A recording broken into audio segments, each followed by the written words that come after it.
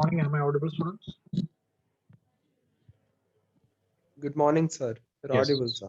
Yes, thank you. So coming to the last portion of our subject, that is the differential amplifier with active load. Okay. So why we require an active load for differential amplifier? We have already familiarized how to connect an active load with respect to a common source, common gate, and common drain amplifier in third module, right? Active load is nothing but a current emitter circuit which you are going to connect with respect to an amplifier. So for a differential amplifier, why we are going for the active load? Before going to the active load concepts of a differential amplifier, let us discuss how we can convert a differential ended amplifier into a single ended amplifier. In the previous classes, we have already discussed how to take the output in differential mode and how to take the output in single ended mode and what is the difference between these two configurations in terms of gain. Because the differential amplifier will offer a very large gain, about 2 times more gain for a double-ended output when compared with a single-ended output, right? For a single-ended output, we are having only half GM into RD, whereas for a double-ended output, it is equivalent to GM into RD or ROut, whatever it may be. That is output resistance. Okay. So the difference between the gain is just twice. Okay. If you compare with a conventional single-ended amplifier, the double-ended version or the differential mode is offering 2 times gain. That is a most important advantage of double-ended output. So generally, if you take any operational amplifier, okay, in the initial stage, we will make use of a differential amplifier, which is having a high CMRR, right? And with a double-ended output. Mostly the first stage of an op-amp will be a multi-stage amplifier, which will make use of a differential ended version or double-ended version. So here I have mentioned the output of the first stage for any op-amp will be mostly it will be in differential mode. Differential mode means the output will be taken in a double-ended manner. It is not the single-ended output. Okay, but once we come to the successive stages, okay, there is beyond the first stage. Unless the system is fully differential, the signal need to be converted from differential to single-ended. Okay, so if you take any IC, apart from the first stage or the initial stages, the subsequent multi-stage amplifiers will be operated in a single-ended mode. Okay, unless the system is fully differential. So for that, we need to convert a differential ended output into a single-ended output. Single-ended in the sense we will be taking the output from the drain of a transistor with respect to ground. Rather than taking the output between the two drains of Q1 and Q2, we are taking the output from drain of Q2 with respect to ground. That is what is called as single-ended. So now you can draw the figure, circuit diagram.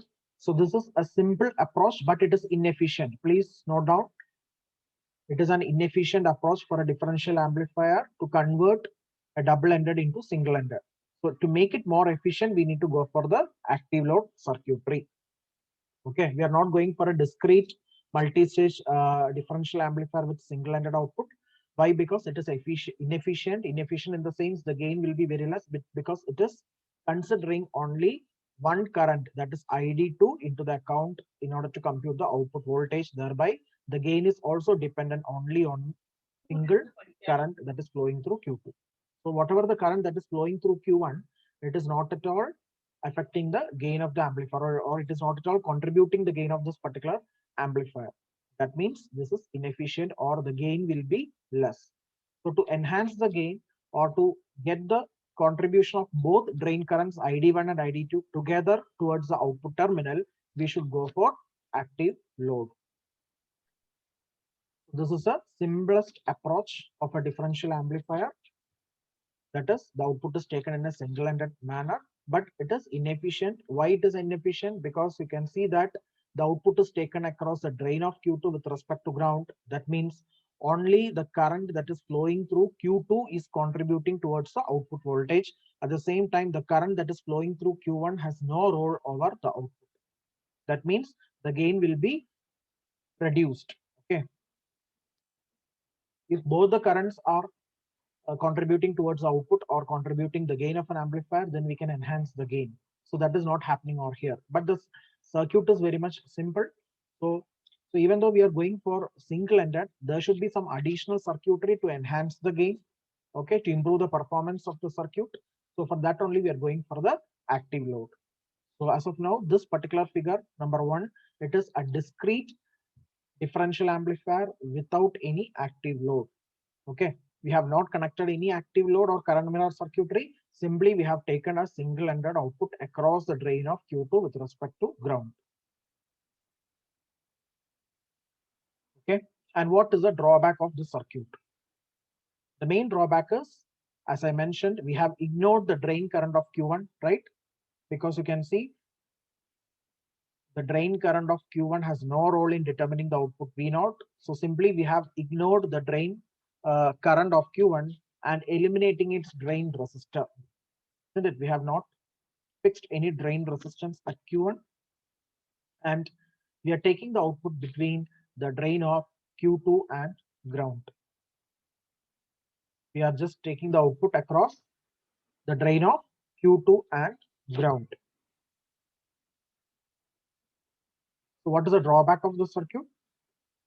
The drawback is, since the drain current of Q1 is not at all considered for determining the voltage gain or for determining the output voltage, we can say that we are facing a loss of factor of 2 or 6 dB in gain. Okay, so there is a loss factor over gain. So approximately 6 dB loss is observed, 6 dB in the dB scale, and in the normal scale it is a factor of 2.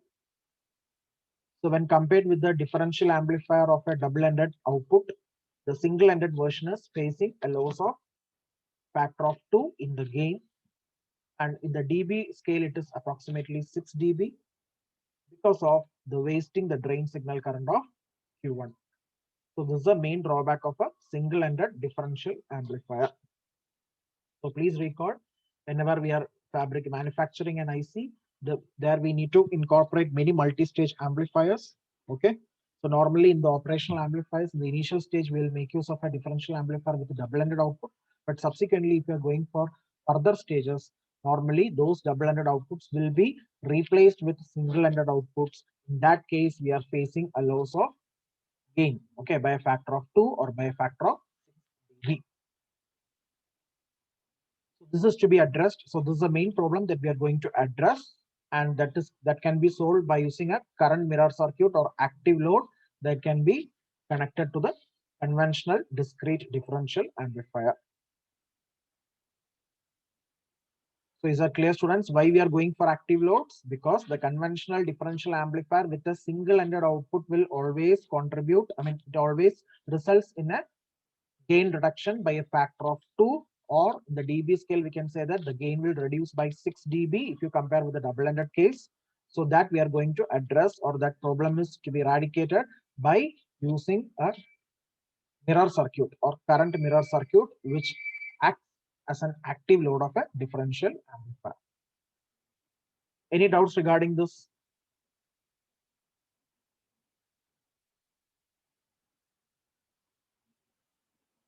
Any doubts?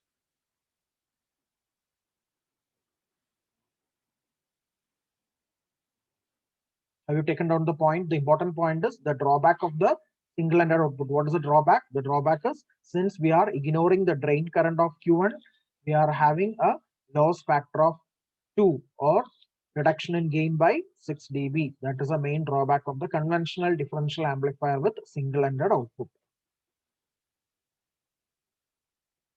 Is that clear, students?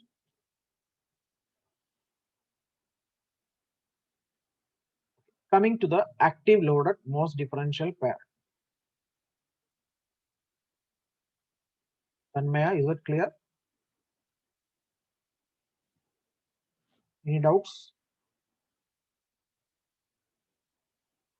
No Gautam? doubt, sir. Okay, Gautam.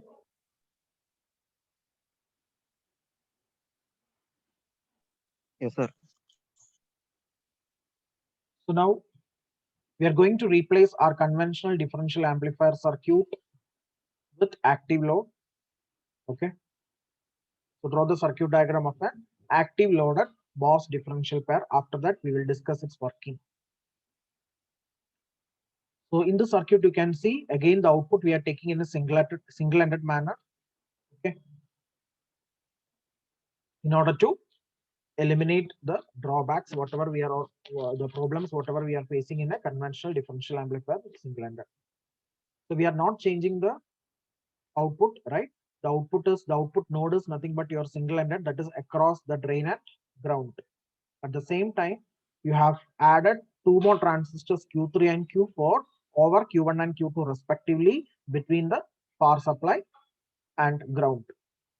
So as you can see, this is a dual power supply, that is VDD and minus VSS.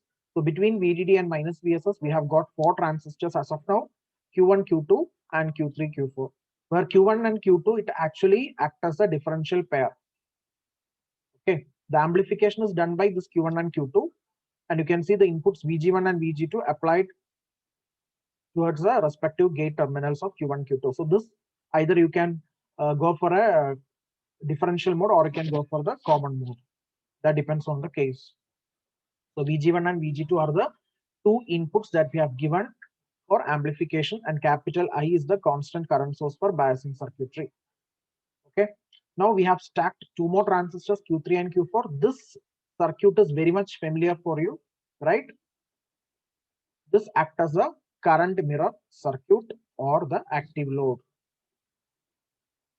So out of this Q3 and Q4, Q3 can be called as a diode connected transistor. Why? Because the gate and drain are short circuited. You know that a transistor will consist of two junctions which are connected back to back, right? So out of this, you can see the two terminals, they have shorted each other. Therefore, this transistor can be considered as a diode connected transistor, which act as a current mirror circuitry. So we are going for identical transistors Q3 and Q4, identical in the sense they will be matched in terms of aspect ratios, that is W by L, then Kn dash, the threshold voltage Vt. So in terms of all these parameters, the two transistors Q3 and Q4 will be identical, so that they will exactly act as a mirror circuit. Clear, students? So by adding these two transistors or by stacking these two transistors over Q1, Q2, we will get a proper output, okay, whose gain will not reduce by a factor of 2, unlike the previous case. Okay, in the conventional single-ended version, we are facing a major problem. The main problem is the gain has reduced by a factor of 2, or in terms of dB scale, you can say that the gain has reduced by 6 dB. So that problem can be eliminated by considering both currents that is flowing through Q1 and Q2. Okay, so if the entire biasing current, whatever we have allowed to pass through Q1 and Q2 is now available at the output node, then you can enhance the gain. Whereas in the previous circuitry, you can see ID1 has no role over the output node. Only ID2 is flowing through the output node, which is going to determine the output voltage as well as the output gain, right? The overall gain. But here, because of this current mirror circuitry, we will force both the currents Q1 and Q2, that is the drain currents that is flowing through Q1 and Q2, to be available at the output node.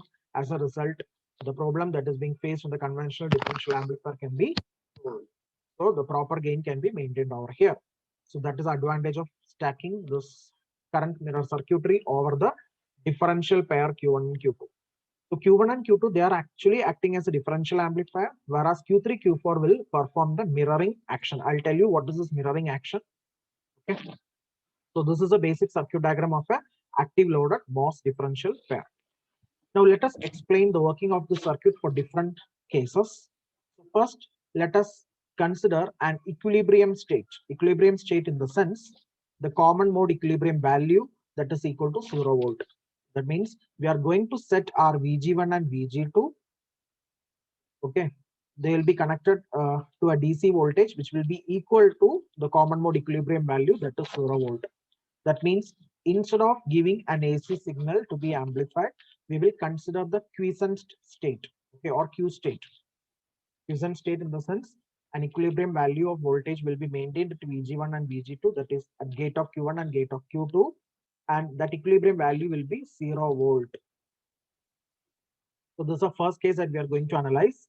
And based upon this case, we will assess what will be the current that is flowing through Q1 and Q2, and later what is the current that we are getting at the output node. Accordingly, we will find the output voltage. Clear, students? So this is the working.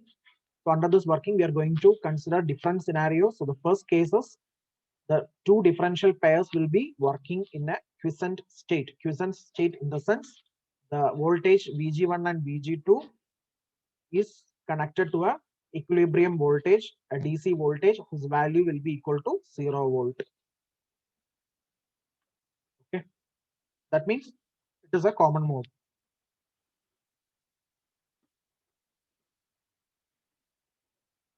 Okay, so this is the circuit at the equilibrium that we have assumed, and all the transistors are perfectly matched. Perfectly matched in the sense the total current I will be splitting equally among the two transistors, which is equal to I by 2 and I by 2. Already you have familiarized this concept in the previous classes. That is, whenever the differential amplifier is working in common mode configuration, and provided if the two transistors are perfectly matched, then the overall current will be splitting equally among the two transistors. You can see that as per our biasing circuit is considered, capital I is the overall current. Therefore, I by 2 will be the individual current flowing through Q1 and Q2. So please take down the circuit. This is the circuit at equilibrium, which will assume a perfect matching between the transistors. And with the circuit, we would like to determine what will be the current that is flowing through the output node, and accordingly what will be the output voltage.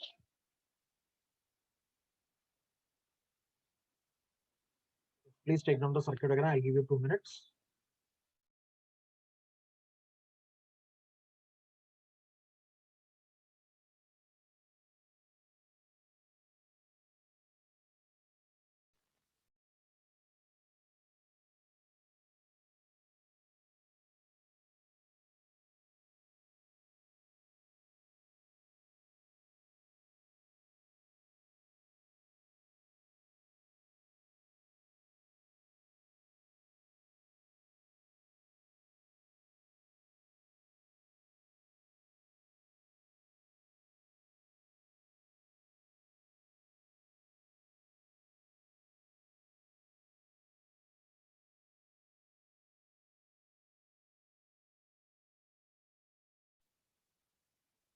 You know the concept of current mirror circuitry in the differential amplifier.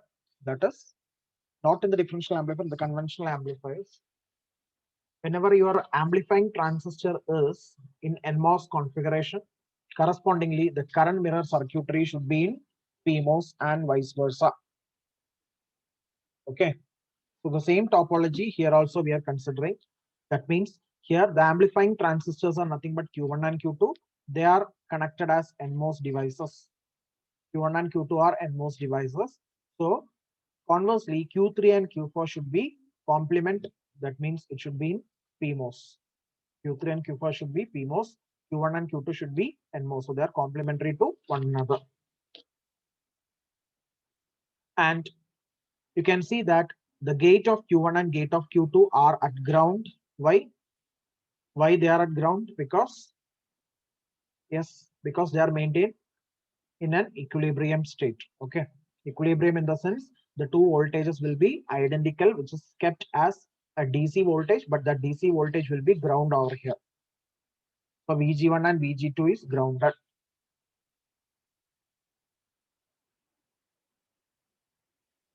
Okay. And as I indicated earlier, that is the base current the bias current capital I will divide equally between Q1 and Q2, and that will be I by 2. So the drain current of Q2, what is the drain current of Q2? Drain current of Q2 is I by 2, which is the input towards Q4. But right, what is Q4? Q4 is a PMOS. Q4 is a PMOS transistor.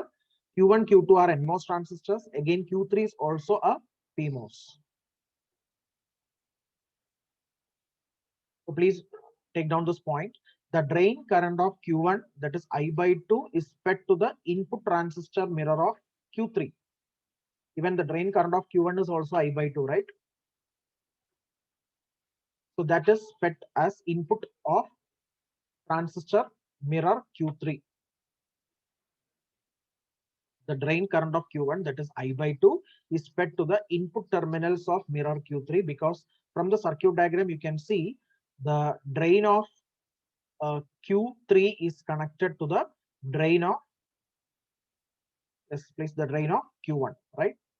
The drain of Q1 is connected to the drain of Q3. As a result, you can say that the current I by 2 of Q1 is fed to the input terminals of Q3, and because of this mirroring action, the same current will be fed to Q4 also. You know the working of the mirror circuit, right? Current source or current mirror. The output current will be a fraction of the reference current based upon the aspect ratios. What is the general equation? I naught is equal to I reference into W by L of Q2 divided by W by L of Q1. Here, instead of Q2 and Q1, it is Q4 and Q3, which is acting as our current mirror circuitry. And since we have assumed the condition that the two transistors are perfectly matched, then their aspect ratios will be also same, right? So if the ratios of the aspect ratios is 1:1, then I naught will be equal to I reference. What is I reference here? I reference is nothing but the current flowing through Q3, which is equal to I by 2. So that is what is the mirroring action. So the same current I by 2 will be reflecting over the drain of Q4 also. Okay. Again, I'm explaining. Since now the differential amplifier is working in a common mode equilibrium. Common mode equilibrium in the sense the two gate voltages should be equal, and they are fed with the same DC voltage which is equal to 0. As a result, the total current capital I will be splitting equally among the two transistors, which is equivalent to I by 2. And since the drain of Q1 is connected to drain of Q3, we can say that the current I by 2 is fed to the input of Q3. As a result, the same current I by 2 will be mirrored over Q4, because Q3, Q4, they jointly act as a current mirror. So what will happen? This I by 2 will be flowing through the drain of Q4 towards this particular node. So if you observe the circuit diagram, it is understood that Q4 is contributing a current I by 2 from the mirror circuit, and Q2 is also contributing a current I by 2. So what will be the output current across the node, output node, that is V0. Let V0 be considered as output voltage, and this can be treated as output node from which I am taking the amplified output. Okay. What will be the output current? The output current is 0. Why? Because all the incoming current is now flowing through Q2. If you apply KCL over here, there is no outgoing current because all the current I by 2 is flowing in this particular direction, right? So the outgoing current towards the output node can be considered as 0. That means in the equilibrium state, there won't be any current flow across the output node. So if I'm connecting a load resistance over here, load resistance in the sense any practical load like loudspeaker or whatever it may be, the current, an ideal current may not be flowing through the particular device, because you can see that this is an equilibrium state. So even though there is no output current, but we can expect an output voltage, and let us write the equation for the output voltage, which is equal to VDD minus VSG3. V0 is equal to VDD minus VSG3. I'll explain this later, but tell me whether you have understood why I0 is equal to 0. Have you understood why the output current is equal to 0?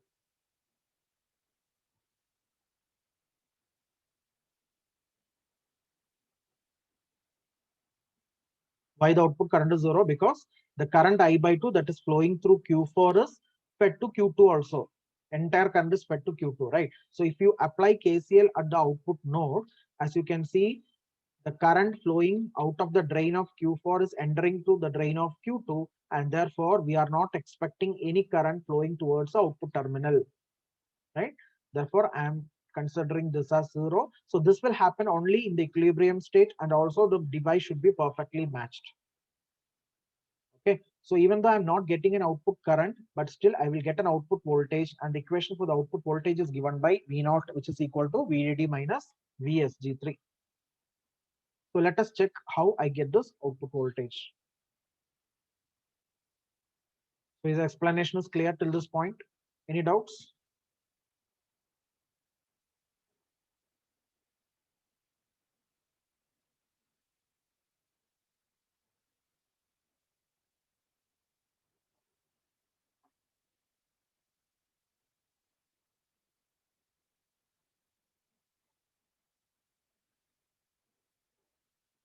Sriraj,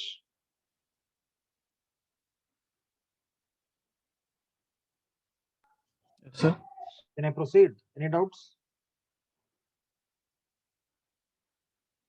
No, sir. So to find the output voltage V naught,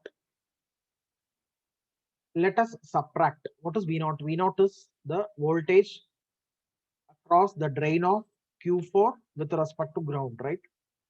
Q4 or Q2, whatever it may be, because these are short circuited. So V naught is the output across the drain of Q4 with respect to ground. So to get this voltage, what you need to do is you need to subtract this drop across the drain source junction of Q4 from the supply voltage VDD. Are you getting the point? This is the overall supply voltage, right? And from the supply voltage VDD, if you subtract this much voltage, what is this much voltage? It is nothing but the drop across the source and drain. Consider that this is the PMOS, right? Since this is PMOS, you are expecting a high voltage at the source and a low voltage at the drain, because source is directly connected to the supply voltage VDD. So how will you write the expression for V0, students? V0 is equal to VDD minus the source drain drop across Q4. Source drain drop across Q4. And since both the transistors are perfectly matched, you can say that the drain voltage of Q4 will be same as that of the drain voltage of Q3. And the drain of Q3 is connected to gate of Q3, right? Drain of Q3 is connected to gate of Q3. Therefore, the drain source voltage across Q3 can be now written as source gate voltage of Q3.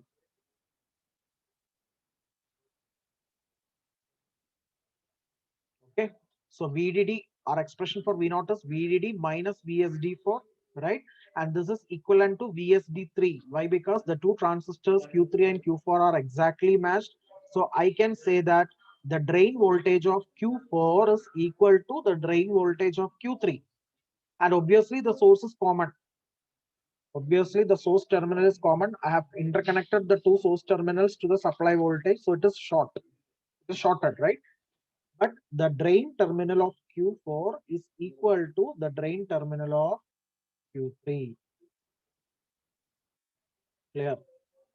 So V0 is equal to VDD minus VSD3.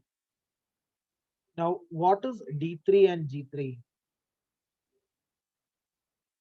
They are equal. Why? Because if you see the circuit diagram, the transistor Q2 is a diode connected transistor, right? Where I have shorted the drain and gate for the mirroring action to take place.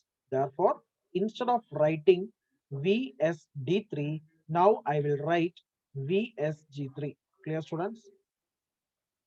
Instead of writing VSD3, now I am writing VSG3. So this is the required output voltage across the output terminal for an equilibrium case. Equilibrium case in the sense the gate voltage G1 and G2 are connected to the ground voltage, and accordingly we are expecting a zero current flow through the output node, and correspondingly I got an output voltage which is equal to VDD minus VSG3. So this is a working of a active loaded MOS differential pair for case 1. What is case 1? For the equilibrium case and with an assumption of perfectly matched transistor. Okay, so this is called as common mode equilibrium case. So the question will be like this: explain the working of a differential amplifier, MOS differential amplifier. Okay. You need to read the question very properly. It is the active loaded differential amplifier. It is not a MOS differential amplifier, just it is active loaded MOS differential pair. In that case, you have to draw this circuit diagram, not the previous one. Previously, we have not considered the active loaded. So here we are considering the active loaded MOS differential pair with a single-ended output. Okay. In that case, we were dealing with the first case, that is the common mode equilibrium case. So in the common mode equilibrium case, there won't be any output current, and accordingly, the output voltage will be equal to VDD minus VSG3. Now coming to second configuration, that is differential mode. Okay. In differential mode, we are assuming maximum output voltage. We are getting maximum output voltage, right? So this is a differential mode, and in this mode, we are taking a single-ended output. Okay, we are not taking a double-ended output. We are taking a single-ended output. That is what is the requirement of the mirror circuit itself, right? Whenever we are replacing a single-ended with a double-ended output, the main problem what we are facing is the gain reduction by a factor of 2. The gain is reduced by half, or the gain is reduced by 6 dB, right? So this problem we need to address.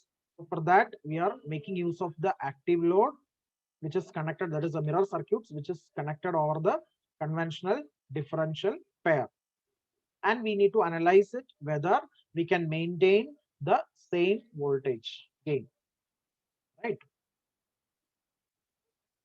So draw the circuit diagram of a differential mode. So here, what is the difference that you are observing? The difference is, instead of ground voltage VG1 and VG2, now I'm connecting a AC signal to be amplified. So that AC signal will be plus VID by 2 towards the base of Q1, I mean to the gate of Q1, and minus VID by 2 to the gate of Q2. Thus, they are maintaining a difference of VID. So we can say that I am feeding a differential input to this amplifier. Differential input is VID, which is nothing but the difference between VG1 and VG2. Clear, students? And meanwhile, since this is a small signal analysis, because I'm analyzing the output for the given AC input, right? So for the small signal analysis, we will neglect all the constant sources, whether it may be a current source or whether it may be a voltage source. All the constant sources should be deactivated. Therefore, here in the initial circuitry, we had VDD. So that I have replaced with a ground. And similarly, here we had a current source connected to minus VSS. That is also deactivated. So here we can say that 0 volt will be available at the sources of Q1 and